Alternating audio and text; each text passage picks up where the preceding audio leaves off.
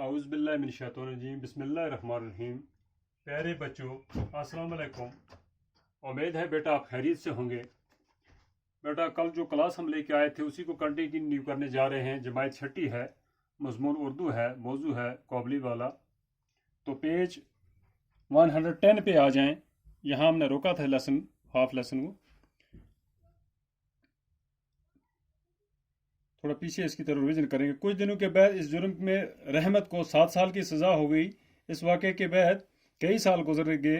منی قابلی والے کو بھول گئی۔ اس سے آگے آج پڑھیں گے۔ منی بڑی ہو گئی اور پھر اس کی شادی بھی طے ہو گئی۔ آخر کار شادی کی تاریخ آ پہنچی۔ مہمانوں سے گھر بھرا ہوا تھا۔ میں اپنے کمرے میں بیٹھا کچھ کام کر رہا تھا۔ اچانک اس وقت رحمت نے آ کر سلام کیا۔ پہلے تو میں اس کو پہچان نہ سکا، لیکن اس کی ہنسی سے سمجھ گیا کہ یہ رحمت ہے۔ میں نے پوچھا، کیوں رحمت، کب آئے؟ کل شام کو جیل سے چھوٹا ہوں۔ میں نے کہا، آج تو میں بہت مصروف ہوں، پھر کبھی آنا۔ وہ اداس ہو کر جانے لگا، لیکن پھر ہچکچاتے ہوئے بولا، بابو جی منی کہاں ہے؟ میں نے کہا، آج گھر میں کام ہے، منی سے ملاقات نہیں ہوگی۔ وہ اداس ہو گیا۔ اچھا بابو جی، سلام کہہ کر جانے لگا۔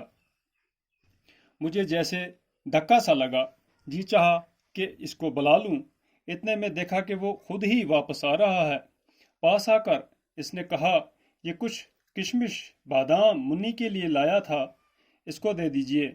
میں نے اس کو قیمت ادا کرنی چاہی، تب اس نے میرا ہاتھ پکڑ لیا اور کہا، آپ کی مہربانی میں کبھی نہیں بھول سکتا، مجھے قیمت نہ دیجیے بابو جی، منی جیسی میری بھی بیٹی ہے، اس لیے میں اس کے لیے میوے لاتا تھا، میں یہاں سودا بیچنے نہیں آتا تھا۔ اتنا کہہ کر اس نے کرتے کے اندر سے ایک میلے کاغذ کی پڑیا نکالی، بڑی احتیاط سے پڑیا کھول کر میرے سامنے رکھ دی۔ اس کاغذ پر ایک چھوٹے سے ہاتھ کا نشان تھا۔ اپنی بیٹی کی اس نشانی کو چھاتی سے لگا کر رحمت اتنی دور میوے بیچنے کلکتہ آتا تھا۔ یہ دیکھ کر میری آنکھوں میں آنسو آ گئے۔ میں نے اسی وقت منی کو اندر سے بلایا۔ منی شادی کے کپڑے اور زیور پہنے ہوئے آئی اور شرمائی شرمائی میرے سامنے کھڑی ہو گئی۔ اس کو دیکھ کر قابلی گھبرا سا گیا اور بات بھی نہ کر سکا۔ پھر اس نے ہنس کر کہا، منی تو سسرال جا رہی ہے؟ اب منی سسرال کے معنی سمجھنے لگی تھی۔ اس نے شرما کر سر جھکا لیا۔ رحمت کچھ سوچ کر زمین پر بیٹھ گیا۔ اس کو یکا یک احساس ہوا کہ اس کی بیٹی بھی اتنے دنوں میں بڑی ہو گئی ہوگی۔ ان 8 برسوں میں اس کا کیا ہوا کون جانے، وہ اس کی یاد میں کھو گیا۔ رمندر ناتھ ٹیگور نے لکھی ہے بیٹا یہ کہانی۔ تو بیٹا کہتے ہیں منی بڑی ہو گئی اور پھر اس کی شادی بھی طے ہو گئی۔ آخر کار شادی کی تاریخ آ پہنچی۔ مہمانوں سے گھر بھرا ہوا تھا اور میں کمرے میں بیٹھا ہوا تھا، یہ کہہ رہا ہے، تو اچانک اسی وقت رحمت نے سلام کیا۔ پہلے تو اس کو پہچان نہ سکا یہ، تو اس کی ہنسی سے یہ پتہ لگا کہ یہ رحمت ہے۔